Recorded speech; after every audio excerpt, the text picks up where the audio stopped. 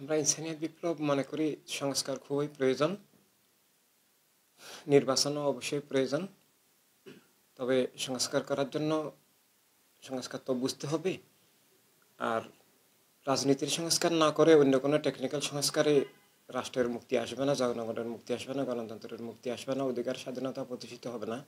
অর্থাৎ যতক্ষণ পর্যন্ত একক গোষ্ঠীবাদী রাজনীতির নামে একক গোষ্ঠীর স্বৈরদস্যুতান্ত্রিক যে রাজনীতি এবং একক ধর্মের নামে একক জাতীয়তাবাদের নামে রাজনীতি যতক্ষণ থাকবে ততক্ষণ পর্যন্ত জীবনের মুক্তি, রাষ্ট্রের মুক্তি, ধর্মের মুক্তি, গণতন্ত্রের মুক্তি আসবে না। তাই আমাদের ইনসানিয়াত বিপ্লবের প্রস্তাব ছিল যে রাজনীতির সংস্কার করা হোক, অর্থাৎ রাজনৈতিক দল দাবি করতে হলে সব মানুষের রাষ্ট্রীয় মালিকানা স্বীকার করতে হবে, রাষ্ট্রসভার স্বীকার করতে হবে।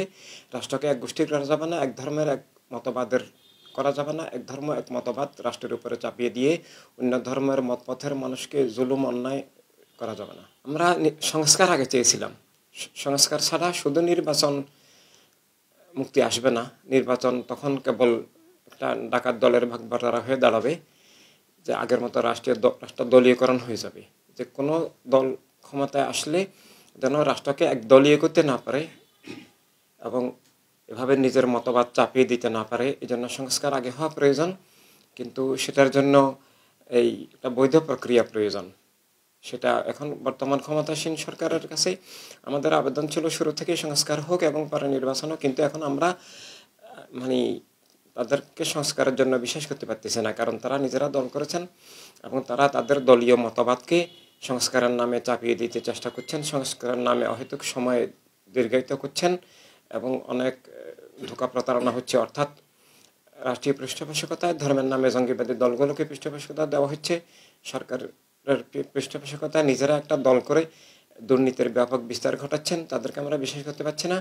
তারা যদি পক্ষপাত মুক্ত হন, তারা যদি দলনিরপেক্ষ হন, তারা যদি সবার প্রতি সুবিচার করেন, আমাদের সবাইকে নিয়ে সংলাপ করেন, পরামর্শ করেন এবং একটা রাষ্ট্রসভার হবে এই ব্যাপারে একটা মিনিমাম ঐক্যমতে আসেন, তাহলে সেই সংস্কারের ভিত্তিতে যে রাষ্ট্রকে কেউ ক্ষমতায় গেলে একক দলীয়করণ করবে না, দলীয় মতবাদ চাপিয়ে দেবে না, ধর্মের নামে নিজের মতবাদ চাপিয়ে দেবে না, এভাবে রাষ্ট্রকে, ধর্মকে, জীবনকে, গণতন্ত্রকে কেউ হত্যা করবে না।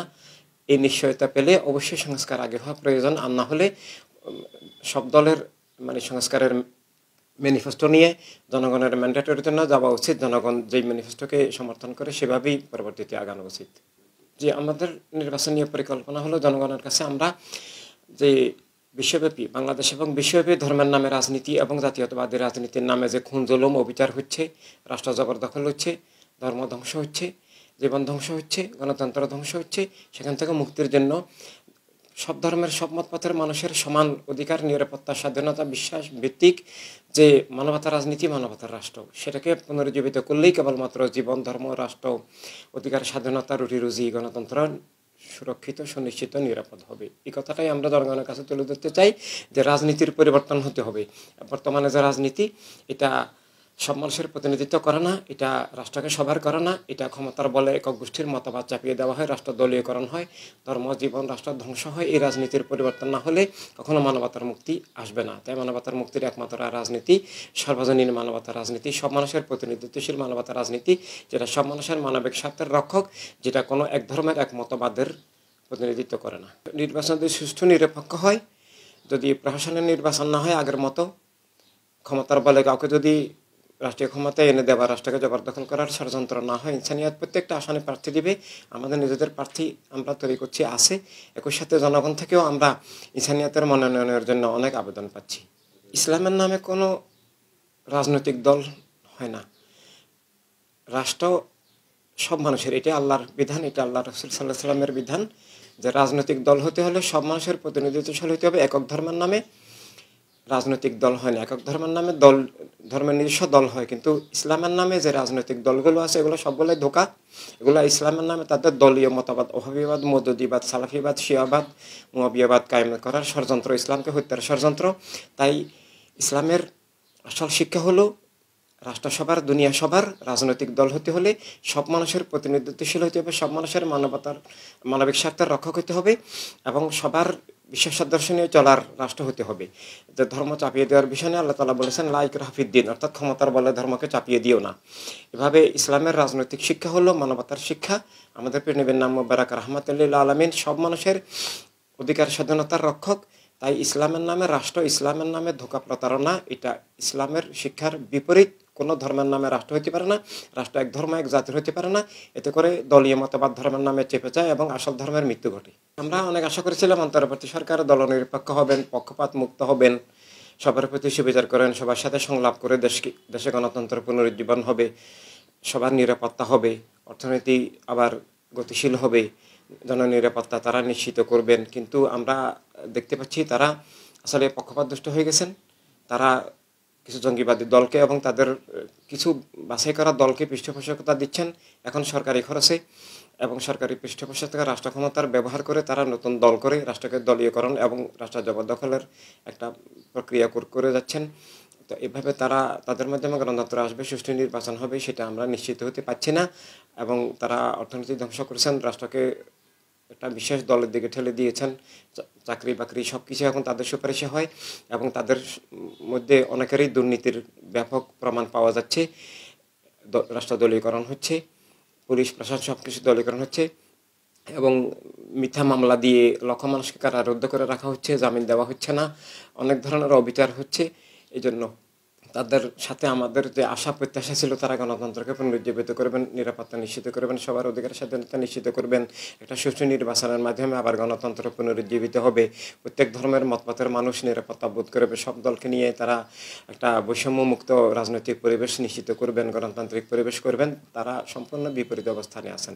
ডিজিটাল নির্বাচন হলে আমরা যার যার আইডি এবং পাসওয়ার্ডের মাধ্যমে আমরা ভোট দিব, যার যার নির্দিষ্ট মার্কায়, যেমন আমরা বিকাশের লেনদেন করছি, আই ব্যাংকিং করছি।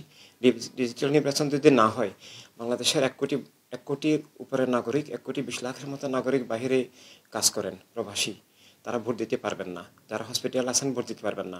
ব্যস্ত মানুষেরা যারা অফিস আদালতে থাকেন, যাদের ভোট কেন্দ্রে গিয়ে 5-6 ঘন্টা দাঁড়ানো সম্ভব নয়, তারা ভোট দিতে পারবেন না।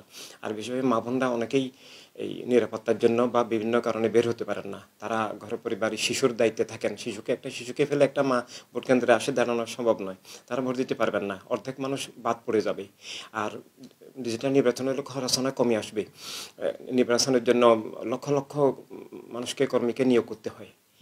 এখানে মানে ভোটের এজেন্ট একটা দলকেও 7-8 লক্ষ মানুষ নিযুক্ত করতে হয়, সরকারকেও 20-30 লক্ষ মানুষকে এখানে নিযুক্ত করতে হয়। এটা একটা বিশাল খরচ এবং সময়ের অপচয় ডিজিটাল নির্বাচন হলে।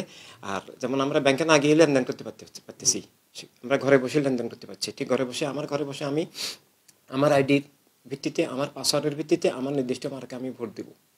তো এটা এস্তোনিয়াতে আছে। এভাবে যদি হয় তাহলে ভোটাধিকার সবার নিশ্চিত হবে, খরচ 10 ভাগের 1 ভাগ কমে যাবে।